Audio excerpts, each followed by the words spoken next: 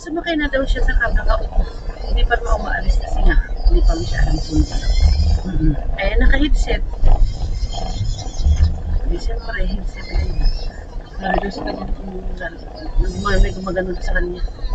Hindi niya pinapansin kasi hindi niya marinig. Ganun pa rin daw ng gano'n. Tapos ang bandang huli daw sabi niya, may dumi yung buhok mo. Ganyan daw sabi niya. Yung katabi ko daw, ginigit-git siya na dalawang babae. Tapos nung siyempre, distract na yung bata. Gumano ng binitawan sa cellphone, iwag siya. Parang naging sa pusa yung mukha. Tapos kung siya nagpapakainis pa yung ulo kasi may dumi nga daw, ganyan. Tapos ginigit-git, bumaba yun sa lalaki. Tapos sabi na ng babae, yung cellphone mo nakuha ng lalaki, o ganyan. Baba ka, sabi niya.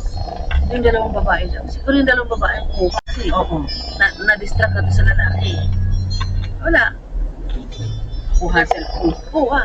Distract daw nila na doon pa sa sabi niya, kasama-sama na loob daw niya, sabi niya, wala man na daw tumulong sa kanya. Wala talaga tutulong sa iyo, sabi ko.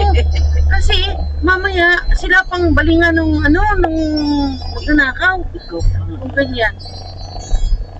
Dapat tinatrack nila. Doon pa rin sa lugar na yun, sabi niya, nagdala daw sa kanya yung security guard daw doon sa paradahan. Dinala doon sa police station.